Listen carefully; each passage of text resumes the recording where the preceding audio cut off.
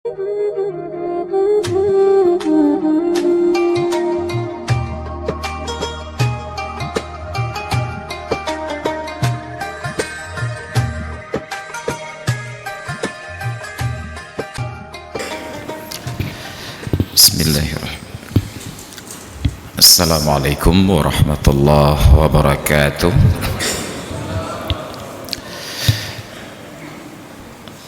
Alhamdulillahilladzi amarana bittaqwa wa nahana 'anil ittiba'il hawa. Wassalatu wassalamu ala nabiyyina Muhammadinil Mustafa arsalahullahu basyiran wa nadhira wa da'iyan ila Allah biiznihi wa sirajan munira. Wa qala Allah ta'ala fil Qur'anil 'azim wa huwa asdaqul qailin wa biqaulihi yahtadil muhtadun.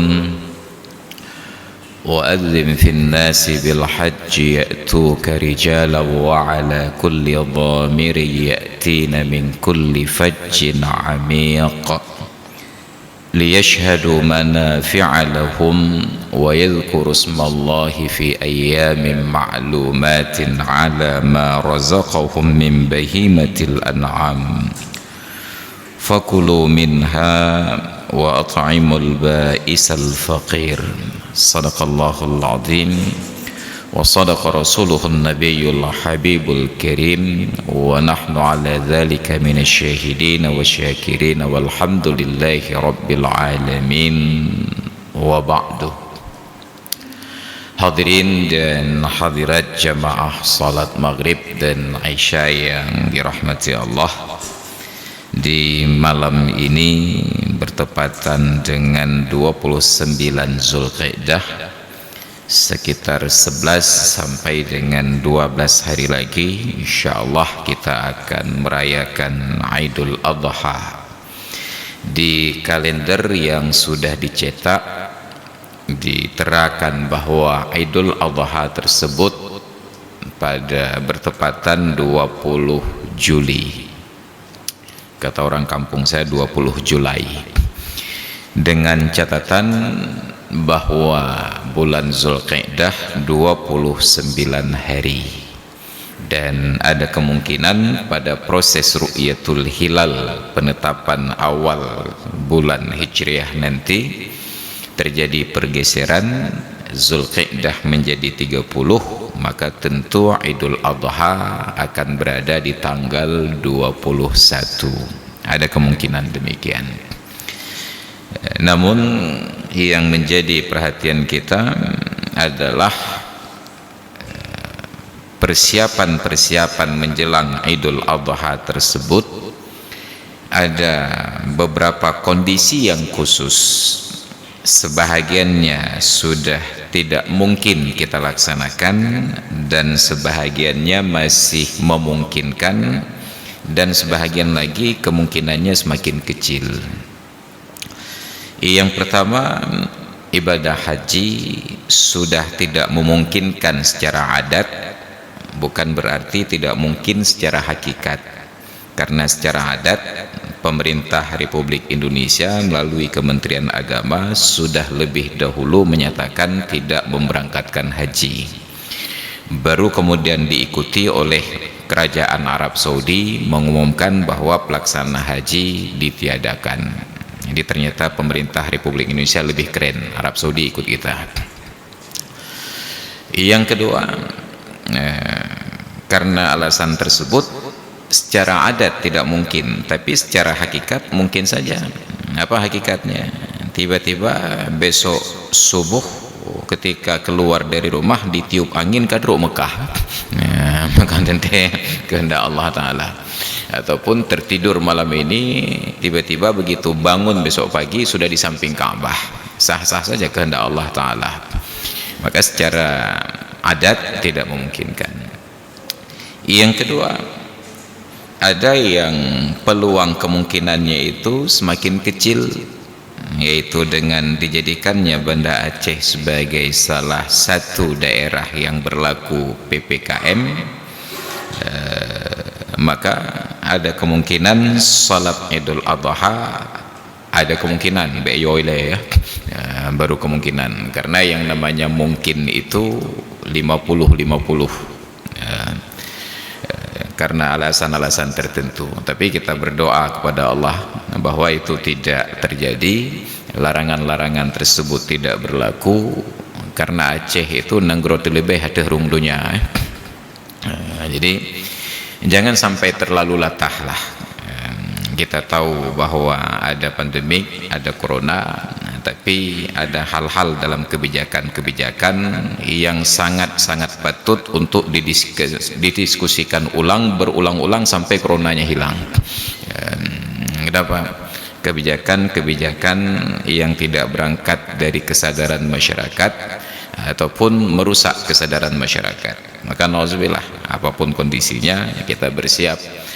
Namun yang harus diingat bahwa sehebat apapun Idul Adha, salat idnya itu sunat, tidak menjadi wajib. Tetapi salat hari-hari yang 5 waktu yang kita kerjakan ini, sekecil apapun kedudukannya, tetap hukumnya adalah fardhu ain, dan berjamaah padanya itu fardu kifayah. Jadi kalau yang fardhu ain dan fardu kifayah saja oleh agama, oleh para ulama, dengan alasan tertentu sudah diizinkan untuk tidak berjamaah, apalagi Idul Adha. Karena kita pelajari nanti di dalam bab a'zarul jamaah, uzur-uzur menghadiri salat berjamaah. Salah satu uzurnya adalah karena orang yang ingin menghadiri salat berjamaah tersebut mulutnya bau, tidak mungkin dihilangkan. Digosok giginya sampai hilang giginya, tetap bau tidak hilang. Maka orang yang seperti ini makruh menghadiri salat berjamaah sekalipun terpaksa salat sendiri. Maka kata Nabi dalam riwayat hadis, la yaqrubanna masajidana hadza al-khuluful fam. Jangan sekali-kali mendekati masjid kami ini orang-orang yang mulutnya berbau. Padahal mulut berbau itu hanya aroma yang menyebar, sedangkan COVID ini virus yang menular. Kalau sebatas aroma yang menyebar saja kita sudah diberikan rukhsah, bahkan makruh menghadiri salat berjamaah, apalagi kalau sampai pada derajat virus yang menular. Tapi agama tidak menyuruh tutup masjid, hanya saja kembali kepada keyakinan masing-masing. Yang percaya diri badannya sehat datang ke masjid, yang kurang sehat ya ibadat di rumah, yang sehat kurang percaya diri ya salat di rumah. Tidak menjadi sebuah kewajiban. Namun ada persoalan lain. Idul Adha ini bukan tentang wajib dan sunat, tetapi ini tentang euforia, hari raya yang setahun 2 kali, yang sangat besar potensi untuk membangkitkan imunitas tubuh dengan silaturahmi dan bersukacita, lambung-lambung kufiah dan poya-poya. Ya, kenapa? Nuansa silaturahmi ketika dari awal langsung dilarang, virusnya belum tentu kena, tetapi imun sudah pasti menurun. Karena kondisi sukacita tersebut dari awal sudah dinyatakan nggak boleh makan awai tadyo deh. Ya, jadi biarkan saja berlalu, karena agama punya mekanismenya sendiri dalam bab ini. Tapi sayangnya pemerintah tidak melakukan pendekatan dengan mekanisme agama, justru pendekatan-pendekatan yang menurut masyarakat bertentangan dengan mekanisme agama. Ingat, menurut masyarakat. Ya, jadi itu tentang Idul Adha. Makanya ini Banda Aceh, berbeda dengan Kota Madi Aceh Keung. Kami bebas di sana. Yang ketiga, di bulan Zulhijjah nanti ada sesuatu yang sangat mungkin kita laksanakan, yaitu puasa Arafah di tanggal 9 Zulhijjah.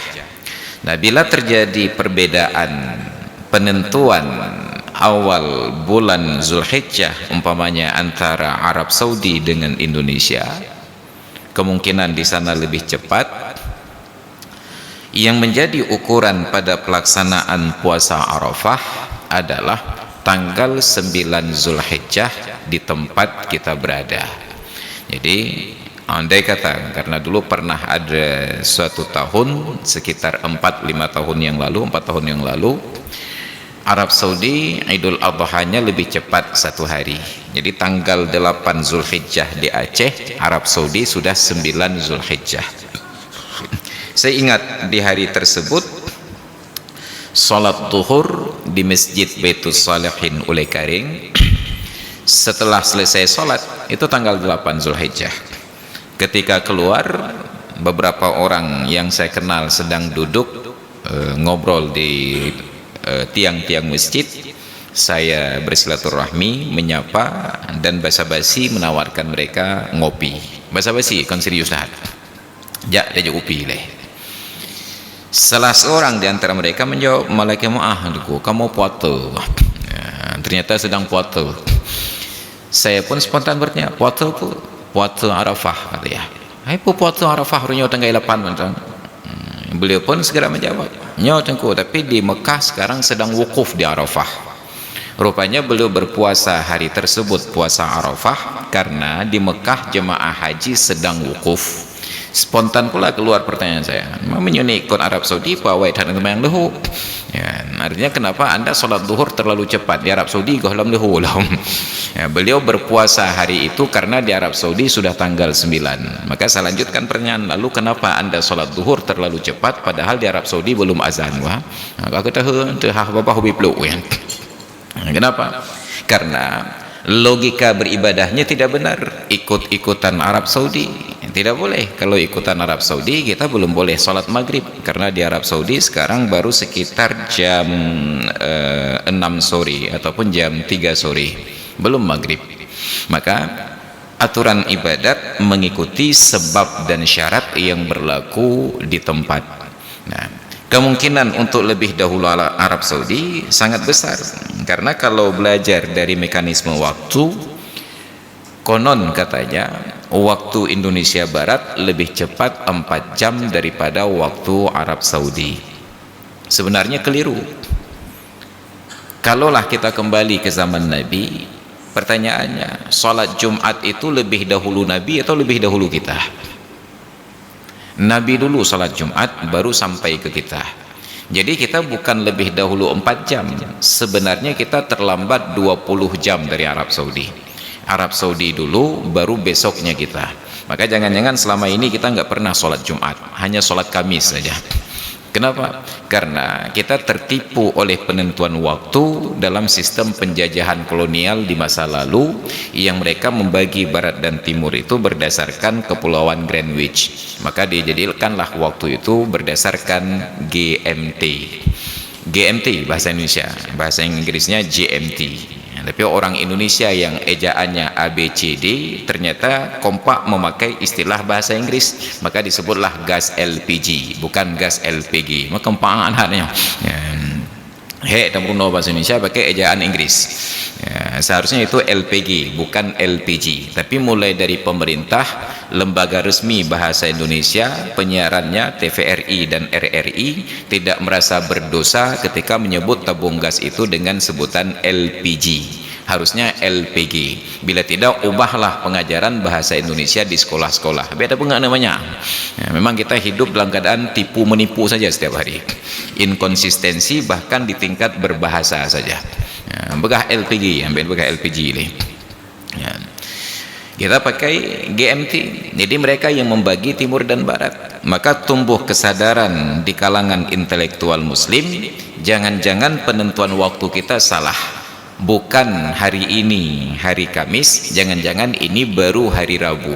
Besok Kamis Arab Saudi sholat Jumat dulu, baru nanti besoknya kita sholat Jumat, karena kita terlambat 20 jam dari Arab Saudi.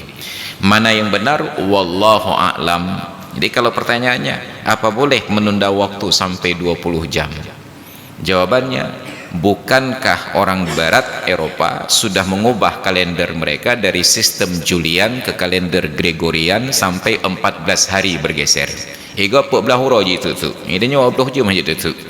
Nah, maka dibuatlah infrastrukturnya di Arab Saudi dengan membangun sebuah jam besar yang diameternya saja 40 meter di atas Ka'bah. Itu infrastruktur untuk menjadi MMT, Mekah Main Time. Ukuran waktunya adalah waktu Mekah nantinya. Maka beribadat itu mengikut sebab di daerah masing-masing dengan proses ru'yatul hilal. Walaupun kita melihat kalau pemerintah tidak mengakui, tetap saja tidak berlaku untuk pihak yang lain.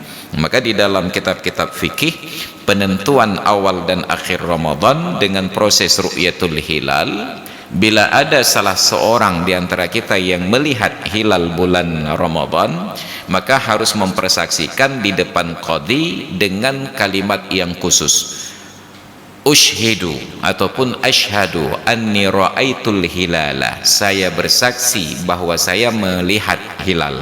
Dengan syarat-syaratnya ditentukan, nanti verifikasi kemiringannya di arah mana, engkau melihat di arah mana.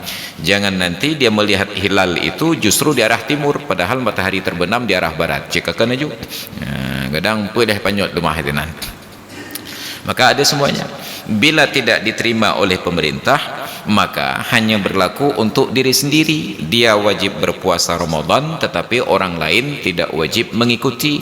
Tapi kalau pemerintah sudah menyetujui, diumumkan oleh pemerintah, maka berlakulah untuk seluruh anak negeri, mereka yang berada di wilayah hukum teritorial negeri tersebut, walaupun bukan warga negaranya. Itu untuk puasa Arafah nantinya. Kemudian yang keempat, ada pelaksanaan korban yang kita sudah mulai persiapan. Bahkan di sebagian tempat sejak dari bulan Muharram setahun yang lalu, mereka sudah mulai cicil biaya harga untuk membeli seekor kurban. Kalau nominalnya sekitar 2.500.000, mungkin setiap bulan itu sudah cicil 200.000. Maka alhamdulillah semangat berkurban itu sudah tumbuh tinggi. Terbukti di masjid-masjid itu sudah terpampang kelompok-kelompok kurban, ada 7, 8, 10 sampai sekian kelompok kurban. 1 ekor sapi untuk 7 orang rata-rata, sapi untuk 7 orang. Saya perhatikan di cot masjid belum ada yang berkurban seekor unta, karena memang belum ada, sampai yang minta bun ini. Kalau ada mungkin kita akan berkurban dalam bentuk unta juga. Cuma kalau untuk pengadaan unta, kita impor unta kemari, biaya perjalanannya saja sudah lebih dari membeli beberapa ekor sapi yang lain. Maka ada beberapa orang kaya di Aceh yang mereka saking berminatnya untuk berkurban dalam bentuk unta, mereka laksanakan kurban di negeri-negeri yang banyak untanya. Kalau di Aceh ada unta, tapi tangan unta nggak bisa disembelih dan tidak bisa dikurbankan, kecuali kalau dijual dan harganya dibeli kurban. Jadi sudah kita persiapkan. Nah, semangat yang tinggi tersebut ternyata tidak berbanding dengan ilmu yang memadai. Dan perkara ini yang paling saya sesalkan dari pemimpin kita di Aceh, mulai dari tingkat provinsi sampai kabupaten kota. Kenapa? Kita punya sebuah institusi resmi yang khusus di Aceh, lembaga khusus istimewa, yaitu Dinas Syariat Islam. Mereka mempunyai petugas, pegawai outsourcing katanya, yang freelance. Belum pernah ada informasi bahwa di Aceh, di Banda Aceh atau kabupaten tertentu di wilayah pemerintahan Aceh, yang Dinas Syariat Islam itu menjelang Idul Adha seperti ini menurunkan tim ke kampung-kampung, ke masjid-masjid untuk mensosialisasikan aturan-aturan dalam pelaksanaan kurban, apa yang boleh dan apa yang tidak. Kalau bahasa orang kampung saya dicot keeng, do and don't, apa yang boleh dilakukan dan apa yang tidak boleh dilakukan. Jadi semangat beribadah masyarakat itu dikembalikan kepada mekanisme pasar. Semuanya kembali kepada mekanisme pasar menurut cara-cara masyarakat. Tidak ada pengarahan begini pelaksanaannya, begini niatnya, begini cara nyembelihnya, begini cara membaginya. Tidak ada, belum tergerak. Padahal saya sudah memprovokasi pernyataan seperti ini lebih dari 5 tahun yang lalu. Makanya sudah tidak salah bila dalam Al-Quran bahasanya itu summun bukmun umyun, ya, buta klo tulo. Jadi ini menjadi masalah bagi kita, padahal masyarakat harus dipandu, tidak boleh dibiarkan begitu saja. Walaupun di tengah-tengah masyarakat ada tengku, ada ustadz, tengku dan ustadz itu masing-masing juga ada kepentingannya sendiri-sendiri. Kalau saya tinggal di Cat Keeng nanti karena berfikirnya menyelagainya hukum hantruk kerebun Cat Keeng, dah balik becut, maka sampailah kerebun ke Cat Keeng. Bukankah pada persoalan zakat belum ada kajian-kajian secara resmi yang menyatakan bahwa zakat harta yang di Banda Aceh tidak boleh dibawa ke tempat yang lain? Padahal teksnya itu tertulis sangat nyata, enggak perlu pendalaman fikih, cukup menerjemahkan saja dari bahasa Arab ke bahasa Indonesia. Wala yajuzu limalikin naqlu zakati malihi ila ghairi baladil mal walau ila masafatin qaribatin wala tajzi'u. Tidak boleh bagi pemilik, adapun pemerintah enggak ada masalah, tidak boleh bagi pemilik memindahkan zakat hartanya dari lokasi di mana harta itu berada ke tempat yang lain, walaupun tempat yang lain itu pada jarak yang dekat. Wala tajzi'u, dan tidak sah sebagai zakat. Tapi dari dulu sampai sekarang zakat di Banda Aceh ini lari keluar dengan alasan, misalnya saya dari Aceh Selatan pu bayu dah ke Banda Aceh, Ciderake pa Aceh Selatan ketinggatin, selalu prinsipnya Ciderake. Ini bukan tentang persoalan Ciderake. Kalau ingin membantu kerabat silahkan pakai uang pribadi, nepu belau toko, nepu belau atau mendum, nepu bagi-bagi ke Cidere. Ya, tapi yang namanya zakat itu bukan hak kita. Zakat itu dinyatakan oleh Allah dalam Al-Quran hak orang lain. Walladzina fi amwalihim haqqun lis-sa'ili wal mahrum, dan mereka yang di dalam hartanya terdapat hak. Hak siapa? As-sa'il, orang miskin yang meminta-minta, wal mahrum, dan orang miskin yang tidak meminta-minta. Jadi kalau itu hak mereka, tidak boleh kita mengambil manfaat untuk membantu kerabat kita, kecuali sebagaimana beberapa kali saya singgung, ada 3 cara supaya zakat itu sampai ke kerabat kita yang di luar Banda Aceh. Cara yang pertama, kerabat saya yang di Aceh Selatan itu saya suruh pindah tinggal di Banda Aceh, bukan datang ke Banda Aceh ambil zakat, pindah ke Banda Aceh menjadi warga di sini. Kalau mereka nggak mau, cara yang kedua, usaha saya pindahkan ke Aceh Selatan. Yang dulunya jualan di Banda Aceh, saya jualan di Aceh Selatan, menghanti lagu-lagu le, akhirnya saya pula yang menerima zakat. Atau cara yang ketiga, saya kumpulkan fakir miskin sekota Banda Aceh, saya minta izin kepada mereka agar harta zakat itu saya pindahkan ke Aceh Selatan, maka minta pakai ya, umpamanya ada nisab zakat saya 100 juta, saya kumpulkan fakir miskin sebanda Aceh sekitar 100 orang, saya beri makan dulu, itu bahan-bahan mangan. Ya, setelah makan baru saya umumkan, bapak-bapak, ibu-ibu yang sudah hadir di sini, alhamdulillah sepanjang tahun ini saya beraktivitas ekonomi di Banda Aceh, ada kekayaan sekian yang zakatnya setelah saya hitung-hitung 2,5%-nya itu sekitar 100 juta rupiah. Mati retuh ro orang mali pajoh bumno kom tamah bahagia tanghi ka 1 juta tepoka.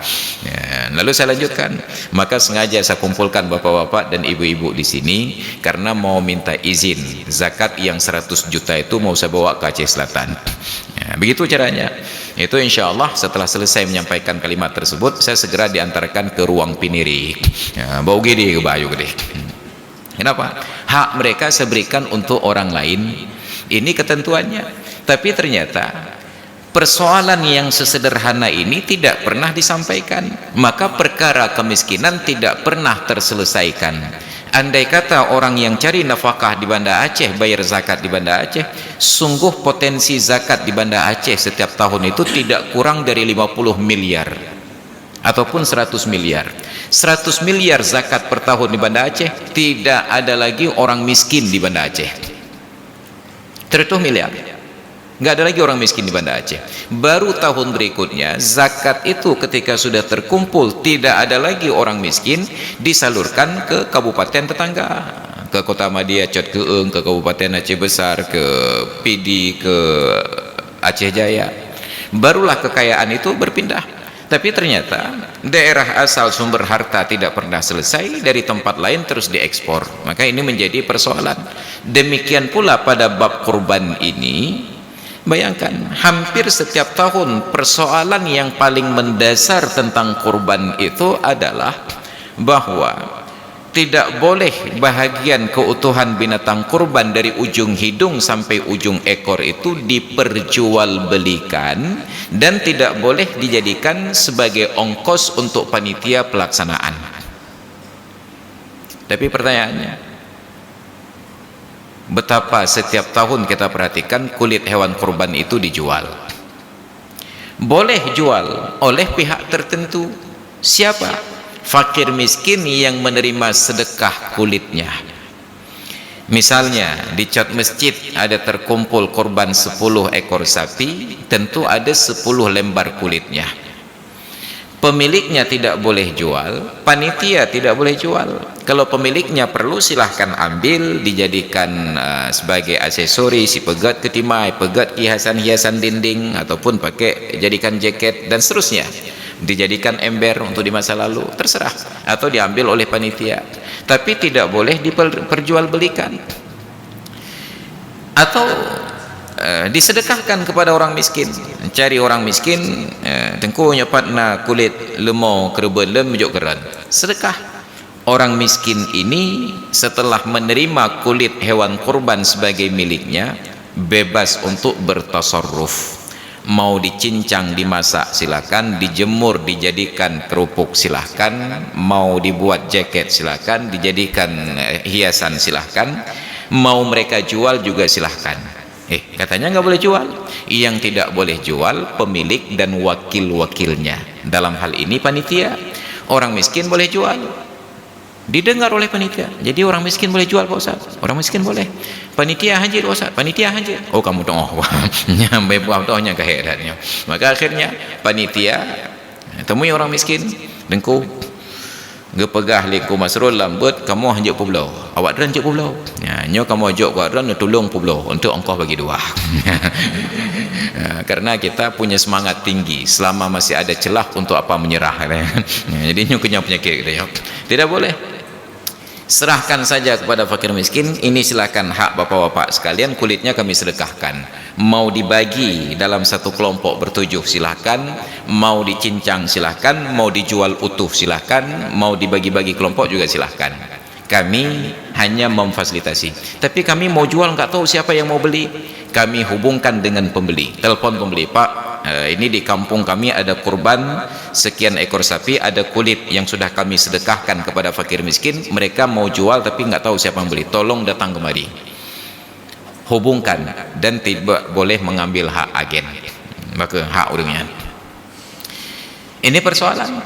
Maka untuk panitia penyembelihan, mereka harus disediakan ongkos yang sesuai, yang layak.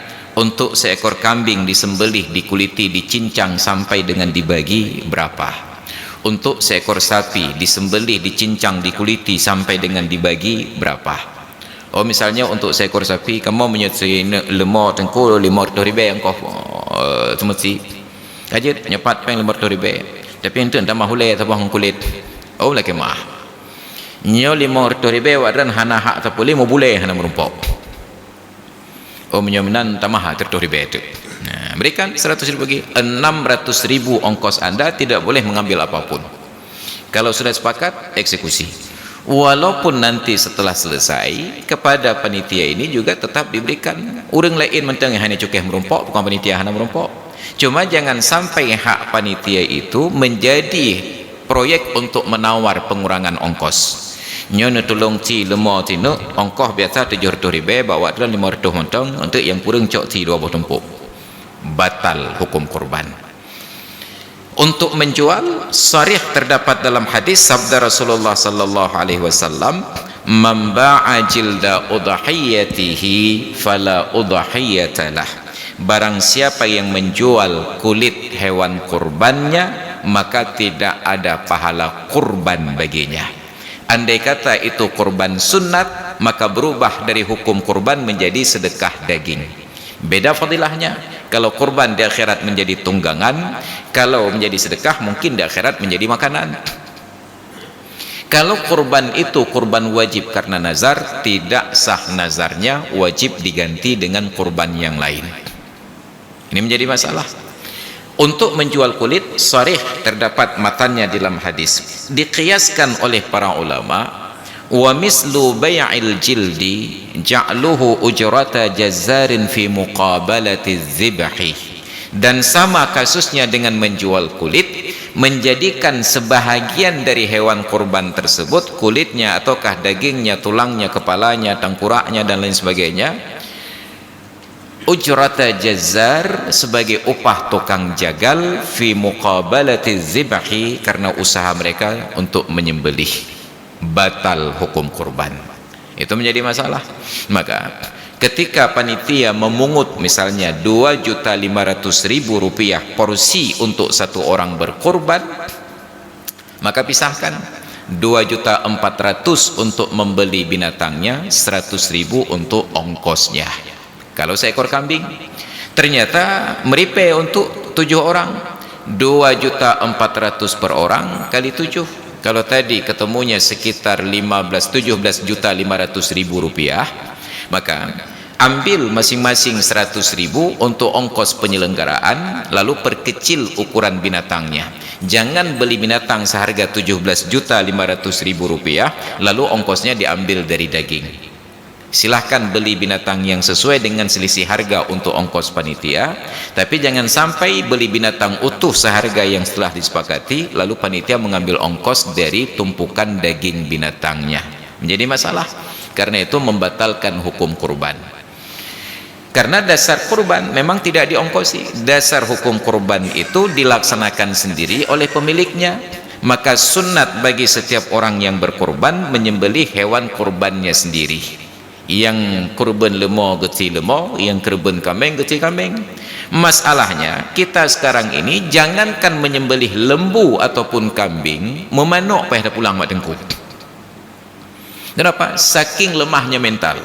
Menyo kambing teti danyo, goh lom jap tikin ngan teku kambing, urang temeti ka rubah. Pingsan ke. Nyandum lemah jiwa lewetnya. Maka kita kagum kepada tentara-tentara ISIS, jangankan kambing dan lembu, manusia disembelih. Nyandung garang wayang, nyampe ada kursus bawanya tiga. Maka Rasulullah beliau sembelih kurban setiap tahun 2 ekor kambing, dua-duanya beliau sembelih sendiri, beliau letakkan kaki di atas lempengan lehernya, lalu beliau sembelih dengan tangan kanan, wa yukabbiru wa yusammi, beliau bertakbir dan beliau ucapkan bismillah. Allahu akbar, Allahu akbar, Allahu akbar. Pada saat beliau sembelih, beliau niatkan Allahumma hadza am Muhammad wa ali Muhammad. Ya Allah, kurban ini untuk Muhammad dan keluarga Muhammad. Yang satu lagi beliau praktekkan sama dengan niatnya, Allahumma hadza amman lam yudhahi min ummati. Ya Allah, yang satu ini aku persembahkan untuk orang-orang yang tidak berkurban dari kalangan umatku. Lalu hadis ini dijadikan dalil oleh sebagian ulama bahwa kurban itu satu keluarga satu ekor. Buktinya Nabi niatkan untuk diri dan keluarganya. Mereka lupa bahwa Nabi ketika meniatkan untuk diri dan keluarganya, keluarga Nabi, istri beliau masing-masing punya kurban sendiri-sendiri. Maka ada riwayat ketika Ummul Mukminin Aisyah menyembelih kurbannya, apa kata Nabi? Ya Aisyatu ishhadi udhiyataki, wahai Aisyah, saksikanlah kurbanmu. Nabi berkurban, istri Nabi berkurban. Maka untuk memahami sebuah konsep fikih tidak cukup dengan membaca sebuah hadis. Maka yang kita sayangkan adalah berkembang di masyarakat kita tentang ceramah salah seorang guru kita juga, almarhum Ustadz Adi Jabir, yang menyatakan mengkritik praktek kurban kita yang terlalu banyak. Katanya sepatutnya kurban itu satu rumah satu ekor. Itu pendapat di dalam mazhab Imam Ahmad bin Hanbal. Beliau lahir dan besar di Mekah, dengan mazhab Hambali latar belakang fikihnya, berdakwah di Indonesia yang bermazhab Syafi'i, maka timbullah kontradiksi. Jadi kalau saya berbeda pendapat dengan beliau, tentu bapak-bapak lebih pilih beliau, lebih marap kanyang dengku. Ini jadi masalah. Lebih marap kanyang katanya. Nah, ira macam keunghan katanya. Nah, ini bukan persoalan marap ngomong Inggris. Ini persoalannya tentang konsistensi keilmuan di dalam agama. Maka kita di Indonesia ini ada penyakit sindrom namanya inferioritas kompleks. Kita merasa bahwa kita ini serba kalah. Dalam bidang teknologi kita kalah dengan orang Amerika, dalam bidang ilmu kita kalah dengan orang Arab. Padahal orang Arab itu tidak pernah merasa demikian. Maka terbukti banyak orang-orang alim di Arab berguru kepada orang alim yang dari Nusantara. Bayangkan ulama-ulama besar di Arab yang sekarang itu, mereka berguru kepada seorang ulama dari Padang, namanya Syekh Muhammad Yasin Al-Faddani, orang Padang, tapi menjadi guru orang Arab. Kita saja yang merasa seolah-olah kita ini nggak hebat ketika membanding-bandingkan militer, yang nggak mungkin militer Indonesia lebih hebat daripada militer Amerika. Tapi ketika kemarin mencari pesawat yang tenggelam, itu bahkan Navy-SEAL, pasukan khusus Angkatan Laut Amerika Serikat, terheran-heran melihat pasukan katak dari Indonesia. Itu baru katak, belum buaya. Kenapa? Dalam arus angin yang kuat, gelombang yang dahsyat, ternyata pasukan katak ini berani untuk turun menyelam ke bawah ketika Navy-SEAL dari Amerika tersebut ngerindum tingkat. Awak tanya oleh hebat, oleh pungohon. Kita hanya merasa inferioritas kompleks, seolah-olah karena badang kita nyoba kata lu nganggap. Padahal ada kelebihan-kelebihan kita yang diapresiasi oleh orang lain, cuma kita kurang sadar diri saja. Maka yang perlu tadi dalam bab tadi, menurut pendapat Syekh Ali Jabir, Allahumma ghfir lahu, kurban itu satu keluarga, satu ekor. Dalam mazhab Syafi'i, kata para ulama, kurban itu hukumnya sunnat kifayah. Sunnatnya bersifat muakkad. Bila tidak dilakukan, hukumnya makruh, tidak berdosa. Tapi sifatnya kifayah. Apa makna kifayah? Misalnya untuk saya, karena baru seorang istri dengan 4 orang anak, berenam, maka sepatutnya ada 6 ekor kurban. Saya, istri, dan 4 orang anak. Bila tidak mampu, karena satu dan lain hal, minimal 1 ekor kurban. Untuk siapa diniatkan? Bukan untuk satu keluarga, diniatkan untuk salah seorang di antara anggota keluarga tersebut, dan diprioritaskan kepada yang sudah mukallaf. Apa itu mukallaf? Sudah terpenuhi 3 syarat: Islam, baligh, berakal.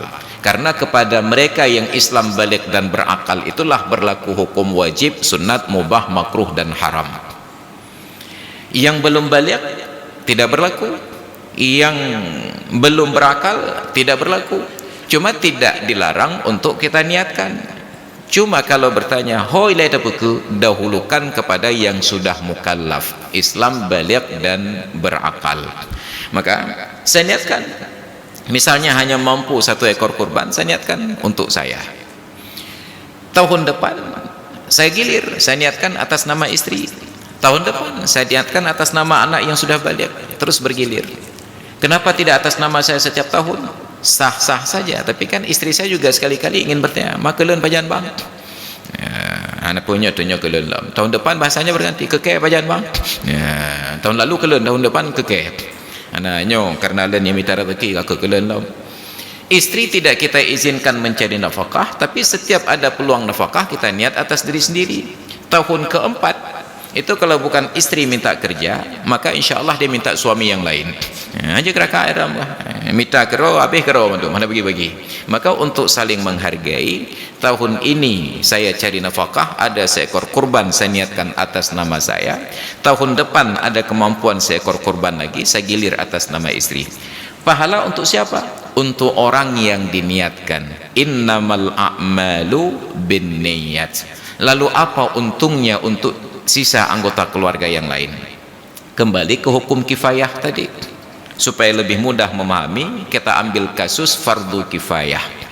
Seorang warga cot masjid meninggal dunia, berlaku fardu kifayah 4 perkara: memandikan, mengkafankan, mensolatkan, dan menguburkan. Tapi apakah sekampung cat masjid harus turun tangan untuk melakukan? Tidak. Minimal ada satu orang yang memandikan, dilanjutkan dengan mengafankan, beliau yang solatkan, kemudian beliau yang kuburkan.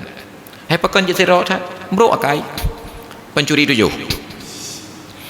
diboikot oleh orang kampung dan sudah di ultimatumnya berkata menyamantang bro akai menang perkaru kecil tapi perkaru tengku imam tapi nya menyamati mati kero mano kero esok je kafan kero semayang kero lauk kero kata warga kampung. Sudah di ultimatum tidak berubah, tibalah waktunya meninggal dunia, maka dijalankan eksekusi ini. Kami warga kampung berlepas diri. Tapi kan fardu kifayah. Iya fardu kifayah haji kan ayah haji. Yu semana ba ayah haji, pekafan ba ayah haji, yu semahyang ba ayah, yu semayuk ba ayah haji. Tapi ayah haji hani tu mati dengan ayah haji. Maka fardu kifayah itu satu orang saja melaksanakan dalam satu kampung, kewajiban selesai. Apa makna selesai? Warga kampung cat masjid yang lain tidak lagi berdosa. Itu keuntungan kita, tidak lagi berdosa. Pahalanya untuk siapa? Pahalanya untuk yang melakukan, untuk yang diniatkan, yaitu dalam hal yang tadi kita sebutkan untuk ayahnya. Demikian pula pemahaman tentang sunnat kifayah. Ketika kurban itu hanya mungkin diniatkan satu orang, pahala untuk satu orang yang diniatkan, yang lain selamat dari hukum makruh. Itu maksudnya. Maka itu batas minimal, satu keluarga satu ekor kurban. Bukan batas minimal, batas ideal. Sedangkan kita jangankan untuk maksimal, ideal pun belum. Cat masjid ada berapa kakak? Kakak 1000 kakak. 1000 kakak seharusnya ada 1000 ekor kambing. Kalau dibagi dalam bentuk sapi, 100 ekor sapi dengan 300 ekor kambing. 100 ekor kambing sapinya benar kan untuk 700 kakak, tambah 300 ekor kambing. Nah, tahu merumpok kerben nah. Itu baru ideal, satu kakak satu kurban. Kita baru mampu sekitar 10-15 ekor sapi dengan sekian puluh ekor kambing. Itu belum maksimal. Jangankan maksimal, ideal pun belum. Karena untuk maksimalnya unlimited. Karena Rasulullah pernah mencontohkan suatu tahun beliau berkurban 100 ekor unta. Itu Rasulullah. Rumah beliau kecil, kurban beliau besar. Kita rumahnya besar, kurbannya kecil. Itu balik ni kan. Rumah bebe raya tu. Kerben BBO. BO itu harfiah. OBO. Nyandra cica o tu o ni ko benan. OBO. Ada lagi yang sebutkan lebih halus lah. Tiangen. Tiangen. Ini masih syukur OBO je dah kalan. Menyatiangen halimah dah kalan. Rumah kita besar tetapi kurbannya kecil. Rasulullah rumahnya kecil, tipe 15,5, bukan tipe 25, tipe 15,5. Kalau ke rumah Nabi itu kita letakkan sofa di ruang tamu, tamu nggak bisa masuk, penuh dengan sofa. Padahal istri beliau Khadijah, wanita konglomerat paling berpengaruh nomor 1 di kota Mekah versi majalah Forbes. Tapi tetap saja kurban beliau besar, rumah beliau kecil. Maka semangat berkurban itu harus kita perbesar, kita provokasi. Puji rumah biraya kurban haina. Cuma bagi orang dulu, mereka tidak berat untuk berkurban karena tidak harus keluarkan uang untuk membeli. Mereka berbangga-bangga dengan banyak harta. Maka orang kaya dulu tanahnya luas, ternaknya banyak. Orang sekarang tanahnya sempit, ternak tidak ada, yang ada cuma uang. Hom tang peng mentang ubah. Maka orang kaya sekarang kan yang nadra tapi yang lepeng. Kalaupun banyak luas tanahnya, banyak ternaknya, kalau tidak punya uang tetap dianggap orang miskin. Ketika dibagi-bagi zakat juga berhak dari Baitul Mal. Padahal tanahnya jadi tunjuk ngongkung. Yang tu ada nyan unlimited. Cuma hana peng. Ini terbalik. Maka konsep kaya di masa lalu, mereka punya banyak harta. Maka sampai sekarang di Sudan itu secara tradisional, pernikahan mas kawin itu dalam hitungan ratusan ternak. Uri nang Sudan, nyan jina meji teretuh nek lemau. Bayangkan 100 ekor sapi mas kawin seorang perempuan Sudan, yang kalau dibawa ke Banda Aceh 15 mayam payah lagi kurang.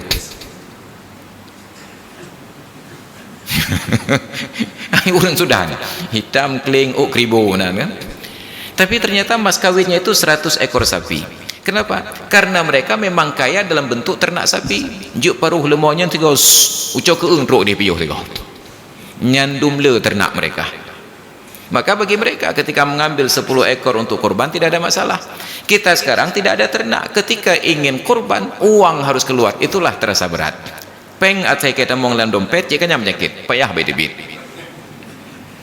Maka kalau ingin bersedekah, kita mau dalam dompet debit juga bagi juga hak orang lain. Itu aturan dasar. Maka dulu tidak berat berkorban, tinggal mengambil saja ternak yang ada. Sekarang tidak ada ternaknya, harus beli dulu. Dan beli ketika sudah tiba waktunya, tiba-tiba semua harga melambung tinggi. Uro bulan-bulan kau likutnya terkedina terjak-jak luar nyan kameng merut lemah merut ana rumpau kan. Ico keung badem palun sampai menaca orang macam tu you boleh. Ana rumpau. Nyam menangkarap uro raya kana rumpau.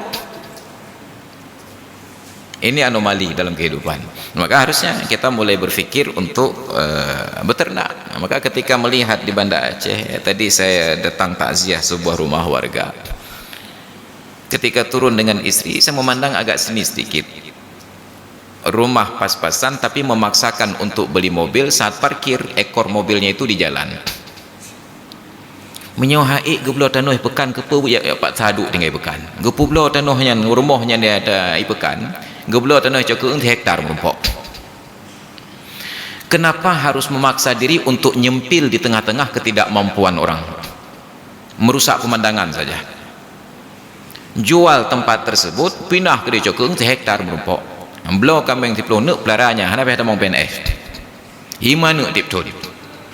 Tapi karena pola yang terbentuk, kalau tinggal di Cokong, cik urang ketin terbelakang. Wah, itu pun duduk Cokong di wali kota. Ini persoalan tentang persepsi.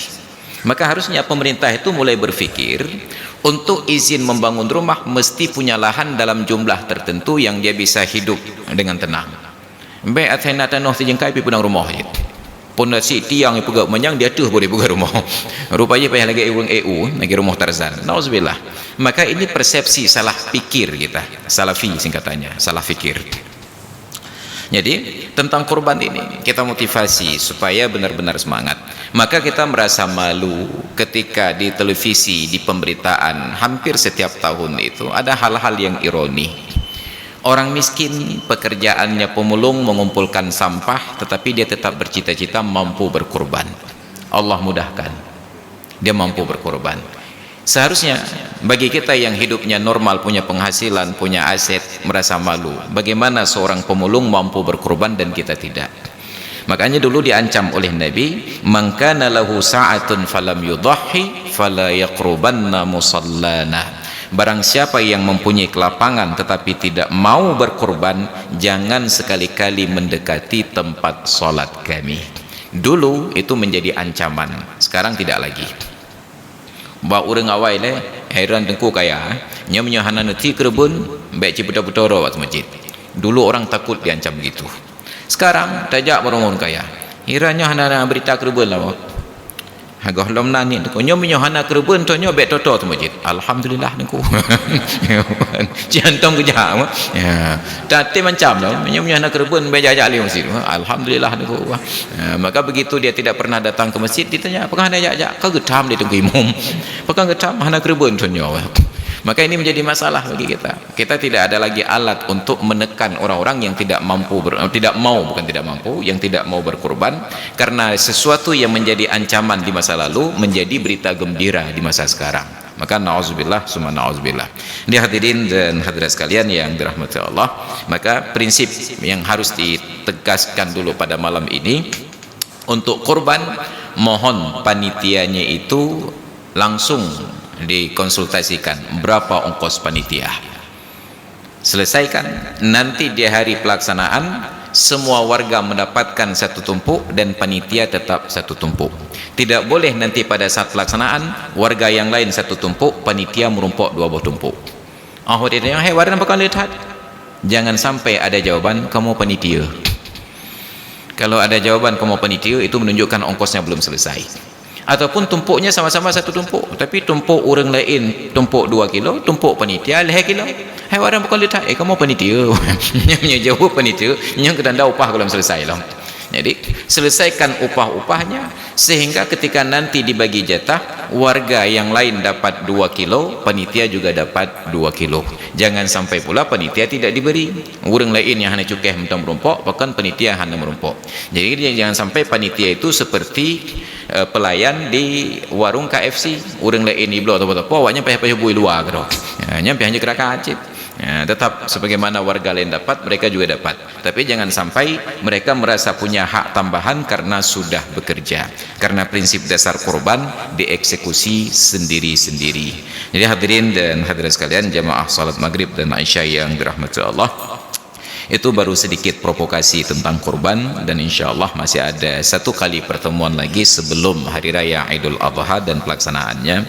Mudah-mudahan kita berkesempatan hadir, dan ini hanya sebatas provokasi, dan mudah-mudahan itu menjadi alasan bagi kita, motivasi untuk datang kembali kepada guru-guru yang lain yang terjangkau untuk berdiskusi supaya kurban kita itu sempurna nantinya insya Allah. Demikian yang dapat saya sampaikan. Terima kasih atas perhatian dan mohon maaf atas segala kekurangan. Hadanallahu wa iyyakum ajma'in. Assalamualaikum warahmatullahi wabarakatuh.